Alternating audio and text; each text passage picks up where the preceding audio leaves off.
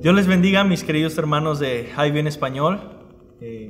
Con esos tiempos difíciles en el que vamos a estar produciendo más cosas por internet, yo espero que en este momento tú estés reuniendo a tu familia para juntos disfrutar de un tiempo estudiando la Biblia, orando y profundizando en el tema de nuestra relación con Dios en medio de estos tiempos y en el tema de la oración. Entonces yo quiero que tú quizá busques tu Biblia y tomes un cuaderno, un lapicero para que empieces quizá a anotar algunas cosas que aprendas acá.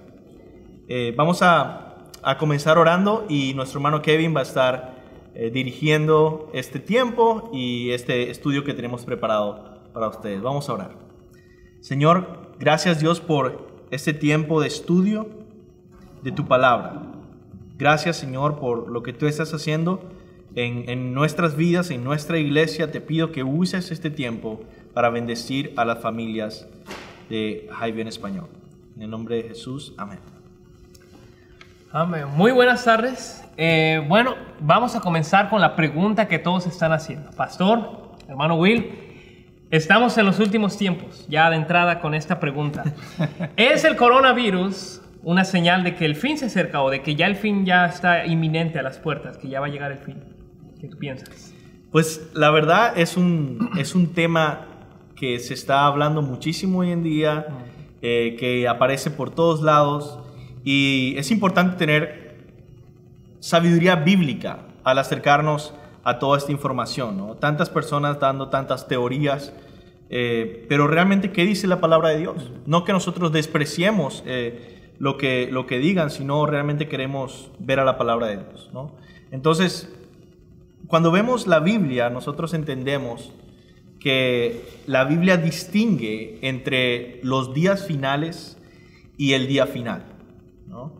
Y esto quizás es un poco difícil de entender, ¿no? Pero los días finales son esos tiempos del fin que fueron profetizados en el Antiguo Testamento, que los profetas dijeron que iba a venir Dios a este mundo, que iba a establecer su reino, que el Mesías iba a venir, y esos días finales comenzaron con el nacimiento de Jesucristo, con su muerte, su resurrección, su ascensión a los cielos. Vimos el cumplimiento de estas profecías escatológicas en Jesús, y ahí comenzaron los días finales. Y es en estos días finales donde se predica el evangelio del reino de Dios. Ahora, hay una diferencia entre los días finales en el que nosotros nacimos ya en esos días finales y llevamos 2000 años en la humanidad viviendo en estos días finales.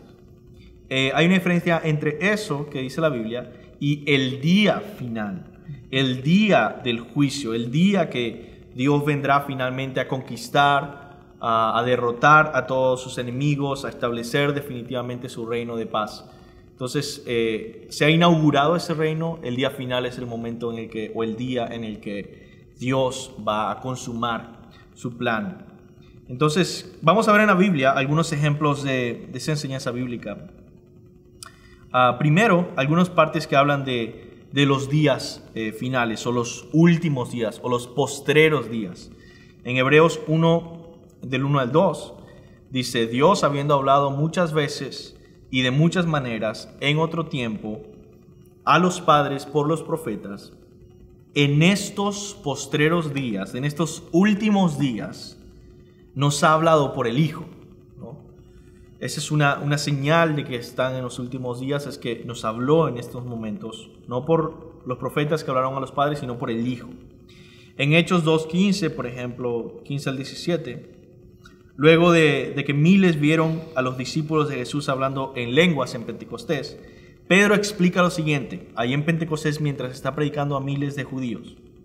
Dice versículo 15: porque estos no están ebrios, borrachos, como vosotros suponéis, puesto que es la hora tercera del día. Mas esto es lo dicho por el profeta Joel. Y en los postreros, entonces cita al profeta Joel, ¿y qué dice Joel? En los postreros días, en los últimos días, dice Dios, derramaré de mi espíritu sobre toda carne.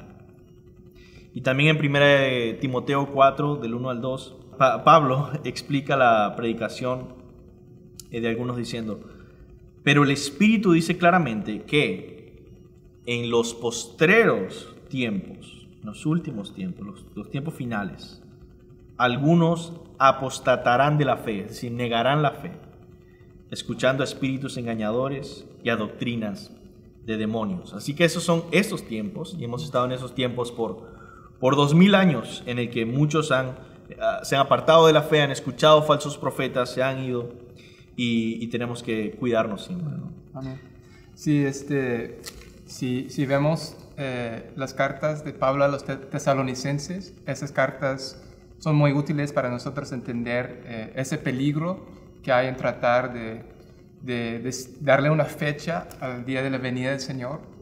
Dice el apóstol Pablo a los tesalonicenses en 1 Tesalonicenses 5, versículo 1: pero acerca de los tiempos y las ocasiones no tenéis necesidad, hermanos, no tenéis necesidad de que os escriba, porque vosotros sabéis perfectamente que el día del Señor, vendrá así como ladrón en la noche.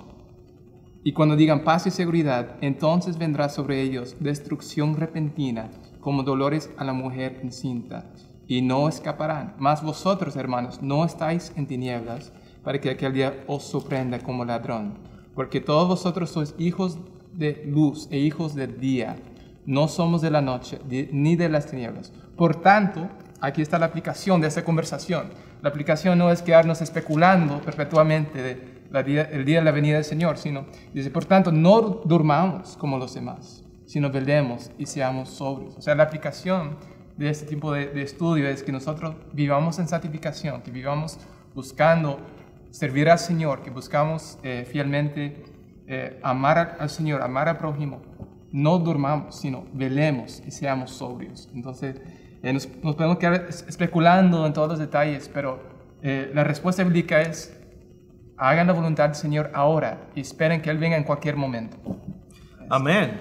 Y yo creo que esa es una diferencia entre los falsos profetas, que se enfocan en que uno entre en pánico, o que uno se enfoque en descubrir todos los detalles. Pero Pablo, como un maestro de la Escritura, se enfoca en: deja de pensar en esos detalles, cómo estás viviendo, ¿no? Y la Biblia es clara una y otra vez diciendo que nosotros no debemos tratar de descubrir el día exacto en el que Jesús va a venir. Dice Marcos 13:32, porque aquel día, Jesús está diciendo, pero de aquel día y de la hora nadie sabe, ni aun los ángeles que están en el cielo, ni el Hijo, sino el Padre. Mirad, velad y orad, porque no sabéis cuándo será el tiempo. Así que nosotros queremos más bien enfocarte en la oración y en tu relación con Dios. Amén. Sí, creo que es una marca distintiva de como dijiste, de las religiones falsas, que ponen todo su enfoque en predecir cuándo va a ser la fecha de que va a terminar el mundo, y podemos verlo en los testigos de Jehová y los adventistas y todas esas religiones. Y yo creo que crea mucha distracción, y en lugar de poner los ojos en Cristo, como dijiste, siempre que venían los testigos de Jehová o alguien a hablar a mi casa, siempre su enfoque era en eso del fin de los días y ya de que va a venir el apocalipsis y todo eso.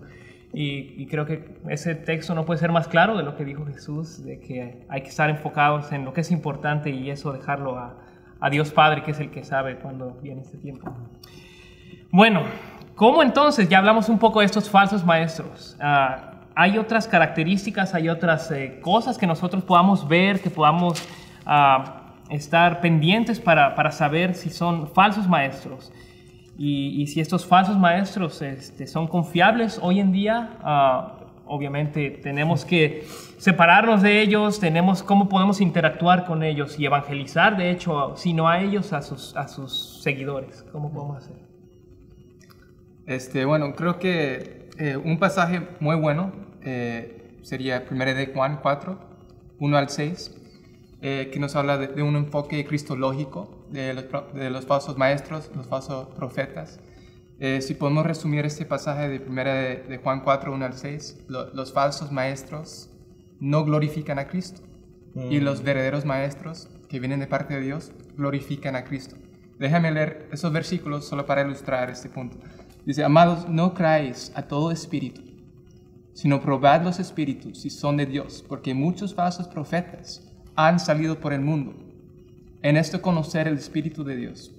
Todo espíritu que confiesa que Jesucristo ha venido en la carne es de Dios.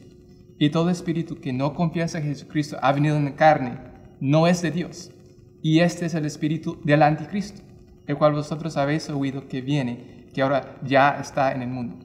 Hijitos, vosotros sois de Dios y los habéis vencido. Es decir, ustedes han vencido a los falsos maestros. ¿Por qué? Porque mayor es el que está en vosotros que el que está en el mundo. Es decir, el Espíritu Santo es mayor que los falsos maestros, que el testimonio de falsos maestros, porque el rol del Espíritu Santo es tomar de lo que Cristo dijo y glorificar a Cristo, enseñarle a los discípulos de Cristo todo lo que Cristo había enseñado. Entonces dice aquí, ellos son del mundo, por eso hablan del mundo, y el mundo los oye. Nosotros somos de Dios, y el que conoce a Dios nos oye, y el que no es de Dios no nos oye. En esto conocemos el espíritu de verdad, el espíritu de error. Entonces este pasaje nos indica que los falsos maestros rechazan quién es Jesús, rechazan y no glorifican a Jesús. En cambio, los que Dios envía y tienen Espíritu Santo, ese espíritu les lleva a glorificar a Jesús, les lleva a glorificar a Cristo. Entonces eso, en cuanto a la doctrina, es una cosa importante. Y hay otras marcas de un falso maestro, las cuales son quizás más prácticas, más morales, y quizás el pastor creo que quería comentar algo de eso. Pues algo bien importante que nosotros tenemos que tener en mente es la distinción que hay, o que la Biblia hace, entre los falsos maestros y aquellos que están enseñando la sana doctrina. Y es interesante que la Biblia enfatiza el hecho de que la sana doctrina es algo estable, es algo que los maestros quieren ser fieles, mientras que los falsos maestros siempre quieren buscar ser innovadores, novedosos, encontrar cosas que jamás se habían escuchado. Y la verdad, muchas de estas cosas son robadas en un sentido o prestadas de teorías de otras religiones o de otras sectas o de teorías del mundo que se han creado, ¿no? Y nosotros creo podemos dar algunos ejemplos explícitos de algunas de estas ideas hoy en día, ¿no? No sé, por ejemplo, hoy en día está muy popular lo que es el declarar o decretar algo para que suceda, y hay gente que dice que hay apóstoles modernos, y estos apóstoles modernos enseñan que tienes que declarar las cosas. Entonces estamos declarando que el coronavirus no nos va a tocar, ¿verdad? Decretando que toda esta enfermedad se cancela, por así decirlo. ¿Y por qué? Porque la palabra tiene este poder que va a lograrlo. Toda esta idea que se está predicando con varios falsos profetas, varios falsos apóstoles, ¿de dónde viene? Bueno, viene de raíces seculares en el que hoy en día puedes ir a entrenamientos de empresas seculares y ellos usan esos mismos mensajes sin el nombre de Cristo. Y decir, mira, visualízalo, decláralo, y ese éxito que tú quieres va a lograrse, ese carro que tú quieres, esa casa que tú quieres va a lograrse. Y eso se cristianiza en un sentido. Entonces se están alejando de la palabra de Dios, enseñando la Biblia como si la Biblia apoyara esa enseñanza, y yendo atrás de fábulas. Pero el maestro fiel busca decir, yo quiero ser fiel a la palabra de Dios. ¿Qué dice la sana doctrina? Yo quiero leer contigo esto que Pablo nos dice en este contraste de 2 de Timoteo capítulo 4, versículo 1 al 8. Dice, 1 al 6, te suplico encarecidamente delante de Dios y del Señor Jesucristo, que juzgará a los vivos y a los muertos en su manifestación y en su reino. Pablo dice, te suplico que prediques la palabra, si la Biblia, y que instes a tiempo y fuera de tiempo, redarguye, reprende, exhorta con toda paciencia y doctrina. Pues vendrán el tiempo cuando no soportarán la sana doctrina, sino que teniendo comezón de oír, se amontonarán falsos maestros, o se amontonarán maestros conforme a sus propias pasiones, y apartarán de la verdad el oído, y se volverán a las fábulas. A todo esto innovador, a todas estas cosas que no son ciertas que han escuchado. Pero tú sé sobrio, no te dejes llevar por esas cosas, soporta las aflicciones, no encuentres consuelo en esos que dicen, como Jeremías decía, que los falsos maestros decían, los falsos profetas decían paz, paz, donde no hay paz. Soporta las aflicciones, haz obra de evangelista, cumple tu ministerio. Entonces eso es algo que podemos tener en mente en estos días. Ok, entonces para resumir, podemos distinguir entre un verdadero maestro y un falso maestro, en que el verdadero maestro se va a dedicar a la predicación de la palabra, a cumplir la tarea de un evangelista y a predicar la sana doctrina, mientras que los falsos maestros van a estar enfocados en un sinfín de cosas y de fábulas y de cosas muy sensacionales. Y es muy interesante que esa palabra sana doctrina, que tanto mencionamos entre nosotros, está ahí explícitamente en la Biblia.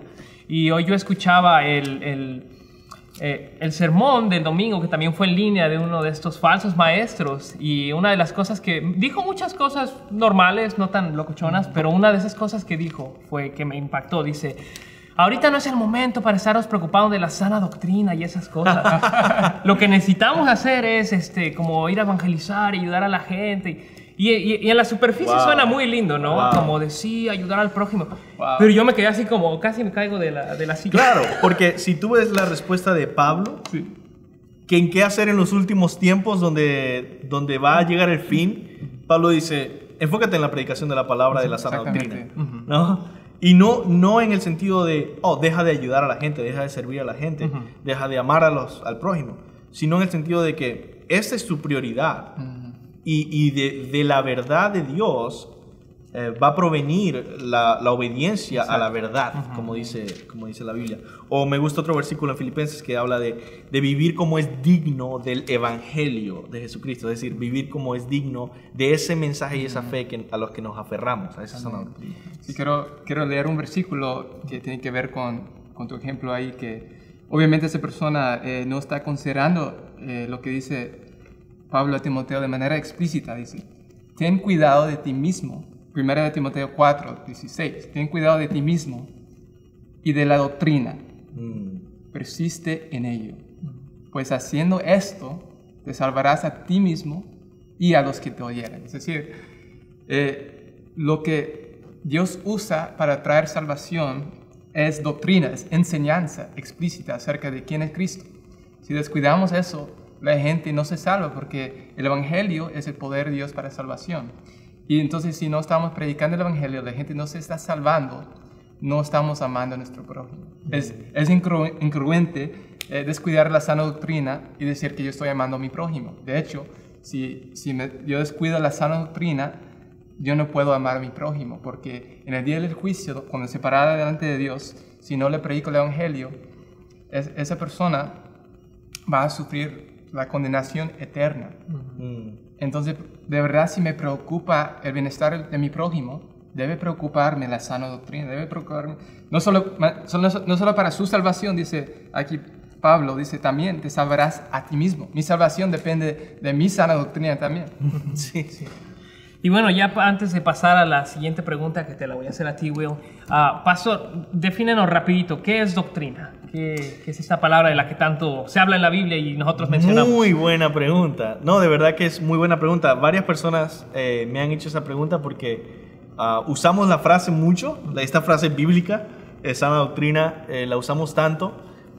Sin embargo, sin definirse, la gente la toma de diferentes formas, ¿no? Yo me acuerdo cuando yo estudiaba filosofía, cuando hablaban de aquellas personas que enseñan doctrinas, estaban hablando de personas que no te dejaban pensar, que te prohibían pensar y que tú tenías que creer esto sin ningún tipo de razonamiento esto es lo que tienes que creer, eso es la doctrina, ¿no? Entonces se ve como un sinónimo de esclavitud y de estar sin mente, ¿no? De legalismo a veces también. A veces de legalismo, o no sé qué otras cosas han escuchado, malentendimientos de qué significa doctrina.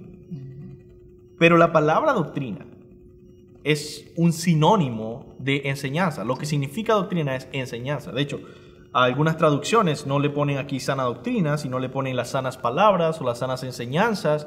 Entonces, cuando nosotros hablamos de que estamos enseñando la doctrina de la Trinidad, por ejemplo, estamos hablando de que estamos enseñando la enseñanza bíblica de la Trinidad. Entonces, la doctrina es otra palabra para enseñanza, y esa enseñanza puede ser cierta, verdadera, correcta, bíblica, o puede ser falsa, ficticia, una fábula, en lo cual sería una falsa doctrina. De doctrina de demonios, que también menciona Doctrina de Pablo. demonios, enseñanzas y contrarias a la verdad. O sea, en otras palabras, enseñanza. Timoteo, dedícate a la sana enseñanza, a la buena enseñanza. Muy bien. Bueno, Will, en estos momentos de que hay tanta preocupación, que los cristianos debemos confiar en el Señor, ¿por qué vale la pena enfocarnos a la oración en esta cuarentena? ¿Y por qué no otro tema? ¿Por qué no agarrar la bandera de vamos a hacer otra cosa como iglesia? ¿Por qué la oración? ¿Por qué tan importante? Sí.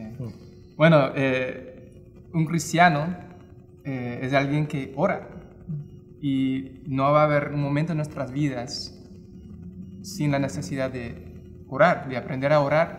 De hecho, los discípulos de Jesús, cuando le hicieron una pregunta explícita, ¿qué le preguntaron? Dijeron: Señor, enséñenos a orar. Y como discípulos de Jesús, eso debe ser nuestra pregunta constantemente: Señor, enséñenos a orar. Nosotros, todos los que estamos aquí, estamos aprendiendo a orar con la palabra de Dios constantemente. Todos los días aprendemos algo nuevo que nos lleva a orar de una forma más fiel. Entonces, como iglesia, vale la pena en cualquier momento aprender a orar de una forma más fiel, de una forma más ferviente, de una forma que más glorifica al Señor. Y en este momento, pues, tenemos mucho tiempo libre en las casas, tenemos mucho tiempo libre como familias, y es un buen momento para aprovechar y orar en familia, orar cada persona individual también. Debemos aprovechar los días, porque los días son malos, dice Pablo. Muchas personas no ven en la importancia de la oración, es lo práctico que es la oración.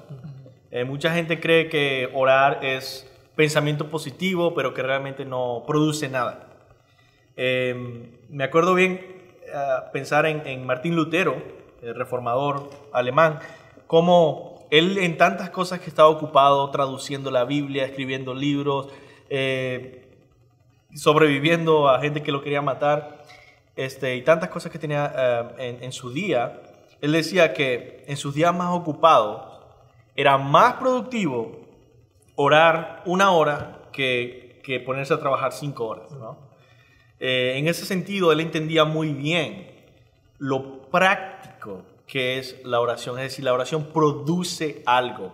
Entonces, si tú y yo y toda la iglesia realmente usamos este tiempo, esos 40 días, para orar unos por otros, para orar por el mundo, para orar por lo que está pasando en nuestra ciudad, tenemos la confianza de que eso va a producir algo realmente. Entonces, hay otras razones también por las que queremos enfocarnos en la oración. Por ejemplo, el hecho de que todos podemos participar, no importa tu edad, no importa lo que estás haciendo, no importa si estás quedándote más tiempo en casa o si ya estás teniendo que ir a trabajar mucho. Todos nosotros podemos participar juntos en orar, y la unidad de la iglesia es importante también en eso. Por eso quiero animarte a orar. Y también vemos el ejemplo del pueblo de Dios en el Antiguo Testamento. Cada vez que había una crisis mundial o una crisis en la que sus vidas corrían peligro de alguna forma, ¿qué hacían? Iban a orar y a ayunar y a arrepentirse de sus pecados. Y esa es la respuesta bíblica hacia momentos difíciles, ¿no? Oración, ayuno, arrepentimiento de pecados y realmente reflexión en orar y velar, ¿no? Como dice Jesucristo, ¿no? Entonces, esas son algunas razones por las que nosotros queremos enfocarnos en el tema de la oración en estos estudios bíblicos. Excelente. Bueno, pero primero lo primero. Pastor, ¿qué es la oración? Explícanos. Bueno, la oración es algo que puede ser explicado de una manera muy sencilla o bastante profunda. Y vamos a hacer las dos cosas. Primero, quizá la definición más común, más fácil que yo recuerdo haber escuchado cuando mi primer año, segundo año de ser cristiano, es la oración. Orar es hablar con Dios, ¿no? Eso es lo que me decían, orar es hablar con Dios, orar es hablar con Dios. Y eso es verdad. Entonces, si tú quieres enseñarle a tus hijos, ¿qué es esto de orar? Hablar con Dios, ¿no? También otro teólogo pone una definición sencilla que dice, la oración es comunicación personal con Dios, ¿no? Y quizás esta definición tiene dos características que resaltar. Primero, que la comunicación es personal, ¿no? Que hay un elemento personal ahí. Por ejemplo, hay otras personas que no entienden la oración correctamente y lo ven como un rezo en el que uno no entiende nada de lo que está diciendo, está repitiendo algunas palabras, pero lo que importa es que repitas esto sin entender, por ejemplo, qué es el Padre Nuestro, de qué se trata esa oración, o qué es lo que estás diciendo, o las personas que rezan el Ave María, ¿no? ¿Qué están diciendo? Ni siquiera saben, ¿no? Entonces, eso no es la oración. Mateo 6:7, Jesús nos dice, y orando no uséis vanas repeticiones, como los gentiles, es decir, los paganos, que piensan que por su palabrería serán oídos. Entonces, tiene que ser personal, ¿verdad? Eres tú, realmente tú, hablando con Dios. Y lo segundo que habla de esto es que es una comunicación personal con Dios, y no con cualquier Dios, sino con el Dios verdadero. Es muy popular hoy en día hablar de que todas las religiones tienen el mismo Dios, o de que los musulmanes y los judíos y todos tenemos el mismo Dios, y que por lo tanto, si un hindú está orando, Dios lo escucha porque él sabe que su intención es adorar a Dios y no importa, él escucha todas las oraciones. Y eso es una idea falsa, ¿no? Que la Biblia una y otra vez ataca, ¿no?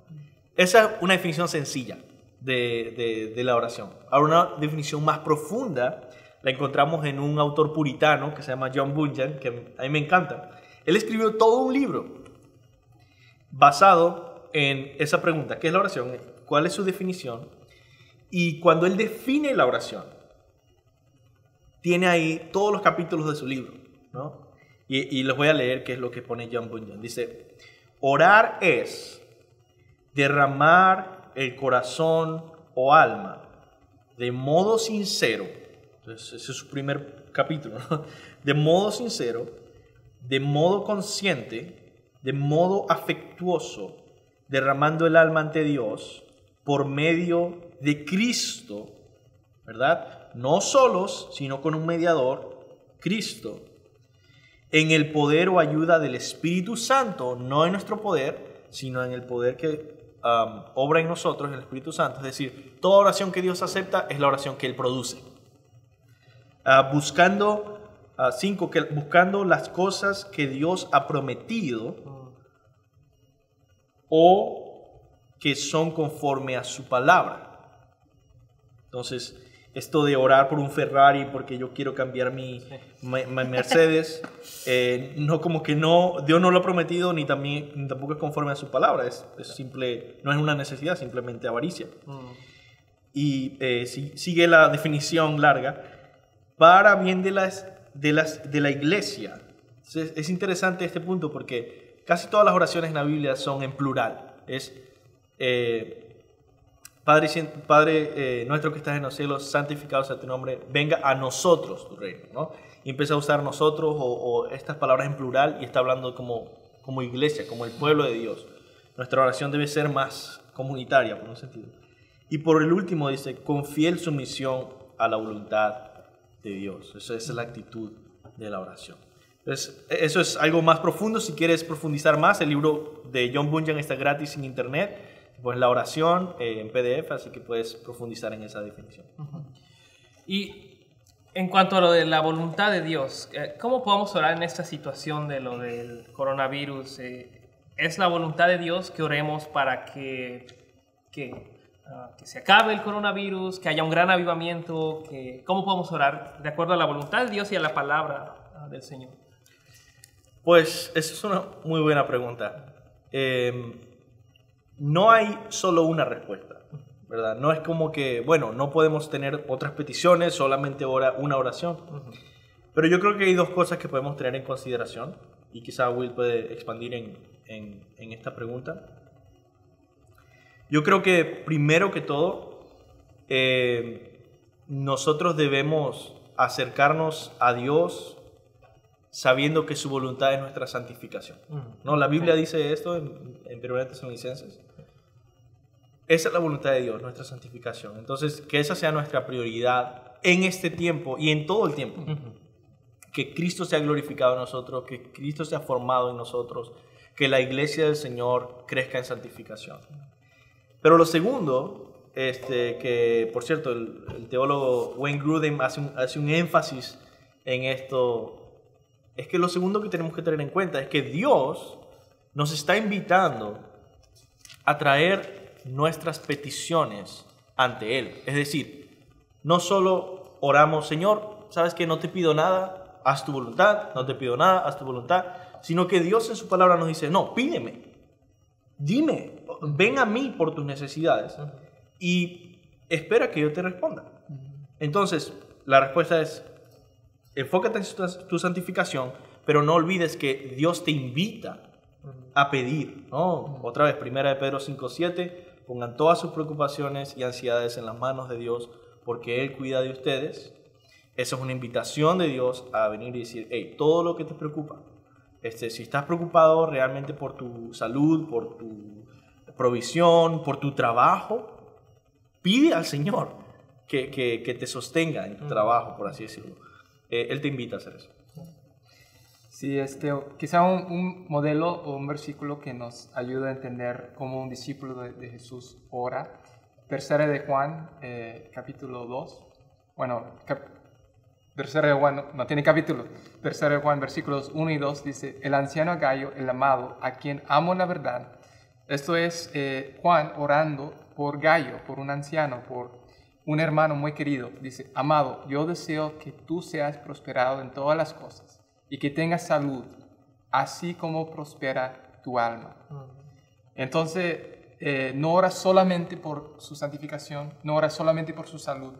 Claro, lo que más le preocupa a Juan es que sus hijos anden en la verdad, como dicen los versículos que siguen, pero sí no deja de orar por la salud física de su hermano, y creo que es una petición de oración que podemos tener, orar por la salud física de los miembros de nuestra iglesia, por nuestros familiares en el mundo, hermanos en el mundo, pero sobre todo oramos por la santificación, como decía el pastor. Eso es la voluntad de Dios sí o sí, la santificación de su iglesia, que su nombre sea glorificado en las naciones, que Dios use este tiempo para avivar a su iglesia en lugares quizá donde su iglesia se ha vuelto tibia, que Dios use esto para tantas cosas que solo Dios puede hacer, y tenemos que depender totalmente de Él, de su Espíritu, para alcanzar a las naciones, para traer santificación a la iglesia. Todo esto es la voluntad de Dios, y como dice el pastor, no hay una sola respuesta. Hay muchas cosas por las que podemos orar, y el punto es que un discípulo de Jesús ora, depende de su Padre, depende de Dios en el poder del Espíritu, en el nombre de Jesús. Se acerca a Dios. Y eso. ¿Algo más, pastor? Sí, yo creo que sería bueno definir santificación, ya que hemos usado la palabra muchas veces y decimos que esa es la prioridad que tenemos que tener todos en estos 40 días de oración. Bueno, ¿qué es santificación? ¿No? Bueno, la santificación es una palabra bíblica que se refiere a que Dios obra en nosotros, en los cristianos, para conformarnos más a su santidad, ¿no? Nosotros somos llamados a ser santos porque Dios es santo. ¿Y qué quiere decir eso? Bueno, quiere decir que hay un aspecto de devoción o entrega a Dios y un aspecto de amar la justicia, la bondad, lo que es santo. Entonces, cuando hablamos de santificación, estamos hablando, en otras palabras, de crecer en nuestra fe cristiana, de leer más la Biblia de una manera fiel, de orar más, de tener una relación con Dios más cercana, de amar a nuestro prójimo mejor, de ser un mejor esposo, esposa conforme al diseño de Dios, de ser un empleado o empleador que glorifica a Dios en su trabajo, en fin, que nosotros podamos crecer más y más a ser como Cristo en todas las áreas de nuestra vida, a vivir el Evangelio en todas las áreas de nuestra vida. Y ese es un llamado con mucho gozo de poder vivir en esa vida eterna que Él nos ha dado. Sí. Bueno, entonces orar que el Señor nos haga más como Él, que nos haga buscarlo más a Él. En esos tiempos creo que todos estamos muy vulnerables y nuestra vista está más en el Señor. Que el Señor también nos santifique, como dijo Pablo, sé vivir en escasez y en abundancia. Cuando esto pase, seguir orando por santificación, como dijiste, que esa es la voluntad de Dios en todo tiempo.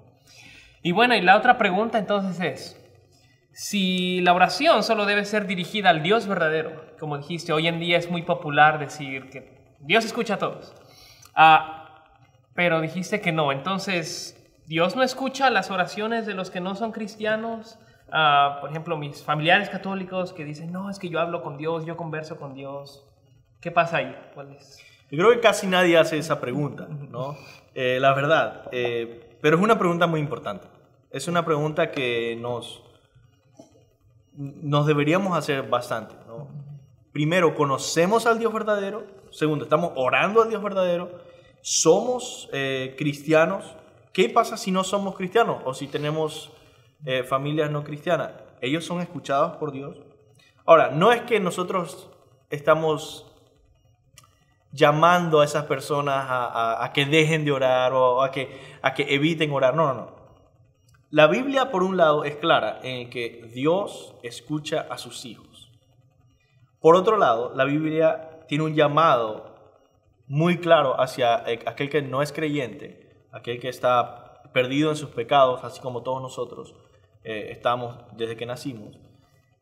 Un llamado a arrepentirse de sus pecados, a dejar su vida de pecado y a creer en Jesucristo para su salvación. Ese es el llamado que tiene Dios para el que no es creyente y también para el creyente, ¿no? Que vivamos en arrepentimiento y fe en Cristo. Pero para el creyente, para el cristiano, Dios tiene muchos más llamados. Por ejemplo, ven, toca la puerta, llámame, pídeme, ¿no? Trae tus preocupaciones ante mí, ora, ¿no? Entonces la Biblia es clara enseñando que Dios no escucha a los pecadores. Por ejemplo, hay una historia en Juan capítulo 9 donde los fariseos se encuentran con unos ciegos de nacimiento que fueron sanados por Jesucristo. Y hay un debate, ¿no? Y entonces dice, ¿pero quién te sanó? Mira, no sé quién me sanó, pero yo lo único que sé es que antes estaba ciego y ahora veo.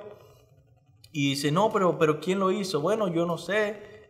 ¿Acaso tú quieres ser discípulo de esa persona? Y dice, no. Nosotros somos discípulos de Moisés, dicen los fariseos. Y entonces esto es lo que responde el ciego. Respondió el hombre y les dijo, eso es Juan 9, 30, 31. Pues esto es lo maravilloso, que vosotros no sepáis de dónde sea, le dicen los ciegos a los fariseos, y a mí me abrió los ojos, y sabemos que Dios no oye a los pecadores. Pero si alguno es temeroso de Dios y hace su voluntad, a ese oye. Es decir, Jesús, claramente Dios le oyó, así que Él no es uno de esos pecadores. Pero también el Salmo 66, 18 dice, si observo iniquidad en mi corazón, el Señor no me escuchará. Entonces, esto no significa que Dios no sabe lo que los no cristianos están diciendo cuando oran, o si acaso se acercan a Dios y dicen, Señor, dame paz, dame salud, dame éxito. No quiere decir que Él no sabe estas cosas, sino que Dios no está comprometido en responderle. La palabra escuchar, cuando la Biblia dice, Dios no escucha al pecador, Dios no escucha al impío, lo que está diciendo no es que para Dios es imposible responder a una oración para alguien que no es cristiano. Lo que está diciendo es que Dios no tiene ningún tipo de compromiso con escuchar favorablemente, es decir, responder favorablemente a las peticiones de alguien que no es cristiano. Él ha hecho un pacto con su pueblo y los demás son extraños a ese pacto. Lo que tienen que es venir, aceptar a Jesucristo y entrar a ese pacto. Entonces, el último escritura que quiero mencionar, que habla de esto, precisamente hace un contraste entre qué le dice a Dios a un cristiano, por ejemplo, a alguien que es de su pueblo, y qué le dice a alguien que no es de su pueblo en cuanto a la oración. Dice Salmo 50, del 15 al 16. Invócame, dice Dios, invócame en el día de la angustia, yo te libraré y tú me honrarás. Pero al impío Dios le dice, ¿qué derecho tienes tú de hablar de mis estatutos y de tomar mi pacto en tus labios? Entonces otra vez el llamado es a arrepentirse de sus pecados, a creer en Cristo, y así puede entrar, como quien dice, al trono de gracia. Bueno, entonces, suponiendo que yo fuera un católico que no cree en el Señor o de alguna otra religión, y te acabo de escuchar diciéndome esto, y yo te pregunto a ti, Will, entonces, ¿cómo puedo yo, que aún no soy cristiano, acercarme a Dios en oración? ¿Cómo puedo hacer que Él me escuche? Bueno, voy a leer un versículo de Juan 14, versículo 6. Jesús le dijo, yo soy el camino y la verdad y la vida. Nadie viene al Padre sino por mí. En este contexto, luego Jesús les dice a sus discípulos, versículo 12 al 14, de cierto os digo, el que en mí cree, las obras que yo hago, él las hará también. Aún mayores hará, porque yo voy al Padre. Y todo lo que pidieres al Padre en mi nombre, lo haré, para que el Padre sea glorificado en el Hijo. Si alguno pidieres en mi nombre, yo lo haré. En este contexto de Jesús decir que Él es el exclusivo camino a Dios el Padre, dice, si ustedes oran en mi nombre, yo les voy a escuchar. Es decir, si nosotros vamos por medio de Cristo al Padre, el Padre nos escucha, el Hijo nos escucha y el Padre nos escucha. Dios nos escucha. Pero si tú estás viendo a Dios sin Cristo, Él no te va a escuchar. Dice claramente que nadie llega al Padre sino por medio de Jesús. Entonces, la invitación para ti es primero que te arrepientas de tus pecados, que confíes en Cristo como tu Salvador, como tu Señor, como el único que puede perdonar tu pecado, como el único que puede unirte a Dios. La verdad, Cristo es el único que lo puede hacer. Y si no te acercas a Dios por medio de Cristo, no hay ningún mérito que hace que Dios escuche tus oraciones. Eso es lo que significa orar en el nombre de Jesús, orar en el nombre de Cristo. No es una fórmula mágica que se le tache a una oración. Es orar confiando en el sacrificio de Cristo, confiando en la obra de Cristo que hizo a favor tuyo, y bajo sus méritos, con sus méritos, luego tú puedes acercar a Dios el Padre, porque Él acepta esa oración. Una de las razones por las que la gente se molesta con este tipo de respuesta es porque ellos piensan que nosotros tenemos un derecho natural de acercarnos a Dios y de que Él nos va a escuchar. O sea que eso es un derecho de todas las personas, todos los seres humanos nacen con el derecho de acercarse a Dios sin ningún problema. El dicho muy popular, todos somos hijos de Dios, ¿no? Exacto, pero eso es un error completamente que está fuera de la Biblia, eso no es una enseñanza bíblica. Más bien la Biblia constantemente dice que hay una separación entre Dios en su santidad y nosotros en nuestro pecado, y que hay una barrera, y eso se representa en el Antiguo Testamento por el símbolo del velo que hay en el templo del tabernáculo, ¿no? Ese velo representa que es inaccesible Dios, ¿no? Y por medio de la sangre, por medio del sacrificio, quizá uno puede entrar una vez al año el sumo sacerdote a pedir perdón, arrepentimiento y todas estas cosas para el pueblo. Sin embargo, esto es un pacto que Dios hizo, una instrucción que Dios dio, y eso fue algo que Él decidió dar por gracia, ese acceso, una vez al año a su presencia. Pero vemos en la Biblia que Jesús rasgó ese velo en representación de que ahora por medio de Cristo tenemos acceso al Padre, algo que nadie tenía, algo que ninguno de nosotros nacemos con ese derecho, más bien nacemos separados sin ningún tipo de posibilidad de entrar en la presencia de Cristo, de Dios, y Cristo abre ese camino. Y la Biblia dice que ese velo representa el cuerpo de Cristo en la cruz, que fue rasgado o fue roto en un sentido en la cruz para que nosotros entráramos por medio de él. Es un simbolismo muy hermoso de entender que solo en el Evangelio tenemos comunión con Dios. Y les voy a leer este versículo que explica esto en Hebreos 10, 19 a 19. Así que, hermanos, teniendo libertad para entrar en el lugar santísimo por la sangre de Jesucristo, por el camino nuevo y vivo que Él nos abrió a través del velo, esto es, de su carne, y teniendo un gran sacerdote sobre la casa de Dios, acerquémonos con corazón sincero, en plena certidumbre de fe, purificados los corazones de la mala conciencia y lavados los cuerpos con agua pura. Es decir, sin Jesucristo no hay acceso a Dios. Algo interesante es quizá hablar de los judíos, ¿no? que conocen la Biblia, leen la Biblia, creen cosas de la Biblia, y uno dice, bueno, pero son el mismo Dios.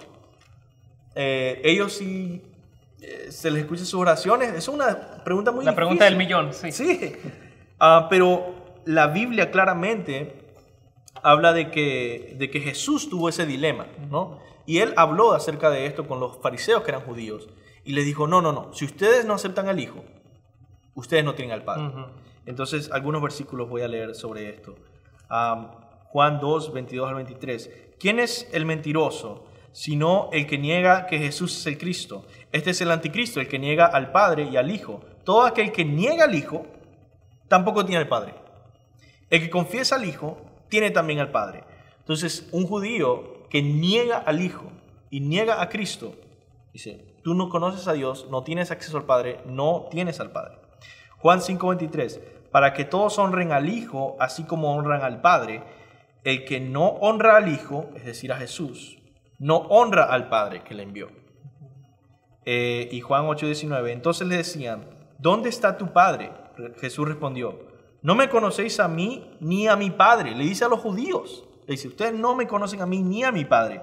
Si me conocierais a mí, conocerías también a mi Padre. Entonces, él dice, ustedes, si me rechazan, demuestran que ustedes no conocen a Dios, no tienen una relación con Dios, no son el pueblo de Dios. ¿Qué es lo que hemos estado viendo en la serie de Gálatas, ¿no? Que los judíos pensaban, por ser hijos de Abraham, ya con eso somos hijos de Dios, ya tenemos acceso, y no, realmente lo que estamos queriendo comunicar es que si aún tú no has nacido de nuevo, estás separado de Dios, tus oraciones no son escuchadas de Él, pero si clamas como el ciego en la Biblia que dijo, Hijo de David, ten piedad de mí, el Señor escuchará tu oración. Y si te arrepientes, como dijo Will, y pones tu fe en Él. Y bueno, ya para cerrar, última pregunta. ¿Cuál debe ser nuestra prioridad al orar en estos tiempos de una pandemia mundial? Pues, además de la oración, yo creo que la oración debe ser nuestra prioridad ahorita. Y yo sé que uno se siente quizá impotente, ¿verdad? En decir, bueno, pero no más voy a orar. Bueno, claro, hay muchas otras cosas más que uno puede hacer. Pero lo más importante es orar. Ese es el punto. No es que sea lo único que hagas. Pero lo más importante que puedes hacer ahorita es orar. Llama a otros hermanos. Llámales por teléfono, escríbeles, anímales. Mantente fiel en las ofrendas y los diezmos. Mantente fiel en tu lectura de la palabra. Sé un buen discípulo de Jesucristo y demuestra tu fidelidad en tiempos como estos, que son los que prueban realmente nuestra fidelidad. No los tiempos de comodidad, no los tiempos donde nos sobra el dinero y nos sobra el tiempo, sino en momentos como estos, que estamos apretados, que estamos en dificultades. Es que realmente Dios ha diseñado para probar nuestra fe y nuestra fidelidad. Sin embargo, yo quería dar un ejemplo acerca de nuestros hermanos cristianos en Corea del Norte. Y quiero que veas cómo estos cristianos en Corea del Norte pasan tantas dificultades y cómo ellos reaccionan. Y cómo nosotros en nuestras dificultades, que son menores, debemos reaccionar. Entonces veamos algunos datos de cómo viven los cristianos en Corea del Norte. Primero, Corea del Norte es el país no alcanzado más cerrado y el que más persecución sufre en todo el mundo. Si nos preguntamos cuál es el lugar más difícil y extremo para un misionero, sin duda Corea del Norte es ese lugar. Es regida por el dictador Kim Jong, que hace que lo adoren y lo reconozcan como Dios. En los campos de concentración, hay campos de concentración donde se encarcelan a cristianos y a otros tipos de personas que son indeseables. Es normal en esos campos de concentración morir, mientras que los guardias se divierten torturándote diariamente. Fuera del campo de concentración es normal morir de hambre o ser asesinado al tratar de escapar del país, después de lo cual encuentran y matan a la familia también de aquel que se intentó escapar, y incluso es posible que te asesinen porque otros se han vuelto caníbales, porque no hay comida, no hay nada para comer. La gente ha llegado a comer ratas, carne humana o cualquier cosa para subsistir. La mayoría de los niños trabajan en minas de carbón o trabajos más fuertes sin obtener sueldo. Y las pocas mujeres que logran escapar de Corea del Norte a China son atacadas, sometidas por la mafia y vendidas a un precio de $80 y usadas como prostitutas, ¿no? Por $80 así venden una vida humana. Entonces, claramente la situación del pueblo cristiano en Corea del Norte es mucho peor que nuestra situación actual por el coronavirus, ¿no? Claramente ellos lo tienen más difícil. Sin embargo, ellos no se dejan distraer por estos sufrimientos, sino que ellos oran por su santificación.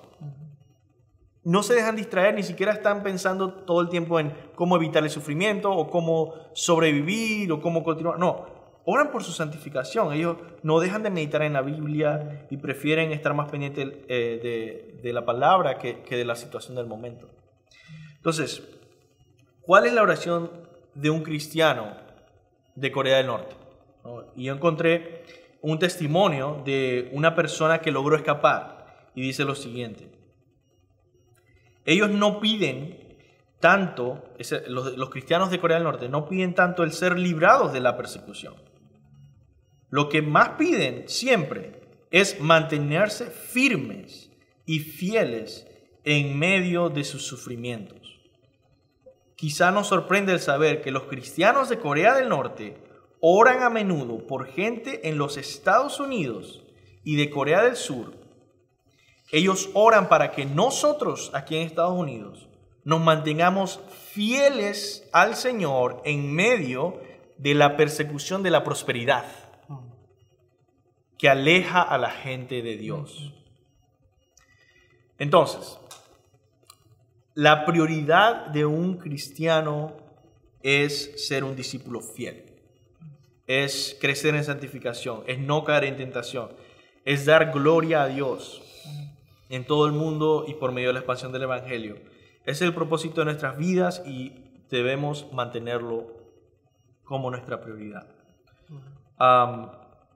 Otra oración muy importante que tenemos que hacer en estos días es por sabiduría, porque esto es algo nuevo para todos.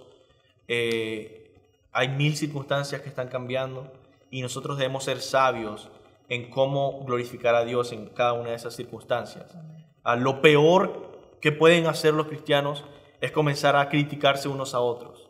Y he visto cómo, ¿verdad?, unos critican a aquellos cristianos que no salen de sus casas porque son cobardes y porque ellos tienen que ir a evangelizar, ¿no? Y los otros critican a aquellos que salen porque ellos no están amando al prójimo y están arriesgando a mucha gente y están siendo rebeldes.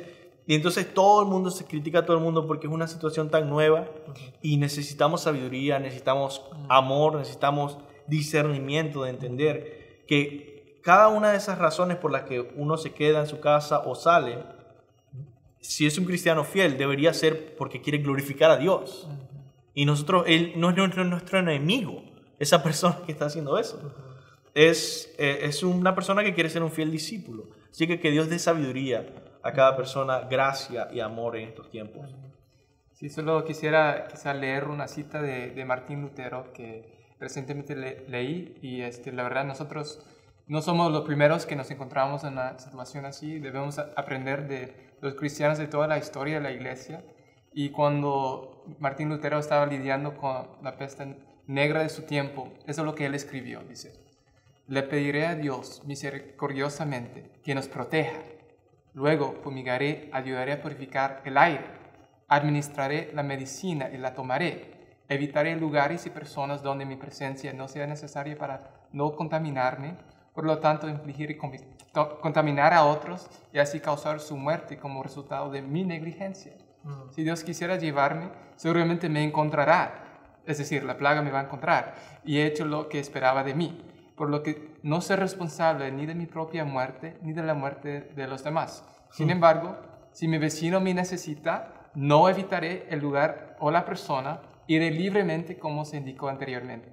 Mira, esta es una fe tan temerosa de Dios porque no es descarada ni imprudente y no tienta a Dios. Martín Lutero, en sus obras completas, volumen 23, página 132.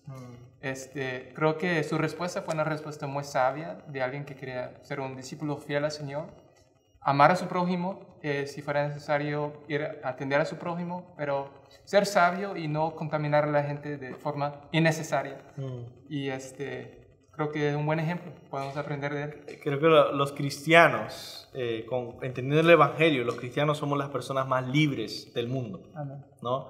Somos libres del temor a la muerte y por eso, si realmente nos necesita nuestro vecino, no importa que muramos en el intento, podemos ir sabiendo que no estamos esclavizados por el temor a la muerte. Y sin embargo, somos libres de hacer de nuestra propia reputación un ídolo, de tal manera que pongamos en peligro a personas solamente porque queremos ser vistos como personas piadosas o personas valientes. Es como que, ¿saben qué? Si se quieren burlar de mí porque me quedo en casa, no estoy esclavizado a buscar su aprobación. Soy libre de todas estas cosas porque yo temo a Dios, ¿no? Entonces, me encantó esa cita. Escuchen a Martín Lutero y lean su Biblia y oremos por estos 40 días. Por favor, manténganse viendo en vivo los servicios los domingos, estos estudios bíblicos los miércoles 6:30 de la tarde y orando cada día unos por otros y buscando ser fieles discípulos. Así es. Bueno, mi hermano Will, pastor, muchísimas gracias. Ya escucharon, síganos en las redes sociales. ¿Y qué les parece si ponemos en práctica lo que aprendimos y oramos primeramente por ustedes, nuestros amados hermanos de Highview? Y creo que puso muy buena perspectiva orar, pensar en nuestros hermanos de Corea del Norte, ¿no? Que si bien es cierto que estamos sufriendo nosotros aquí en nuestro contexto en los Estados Unidos, ellos la tienen mucho más complicada y es bueno, ¿no? Eso que nos hace recordar a aquellos hermanos que están ahí sufriendo peor que nosotros realmente. ¿Les parece, pastor? Señor, gracias por este tiempo, gracias por tu palabra, por el Evangelio, gracias por cada miembro de la iglesia y cada visitante, Señor, que constantemente te busca. Te pido, Señor, que tú muevas por medio de tu Espíritu Santo y tu palabra, tú muevas a cada uno de nosotros a orar constantemente, a orar sin cesar. Y Señor, que podamos ser hallados fieles en la búsqueda de ti, fieles en el servicio a la iglesia, fieles en la administración de nuestros recursos, fieles en la administración de nuestros dones, pero fieles en la oración unos por otros también. Te lo pido, Dios, en el nombre de Jesús. Amén. Amén. Servicio el domingo a las 12, caballeros. Muchas gracias. Y nos vemos la próxima semana.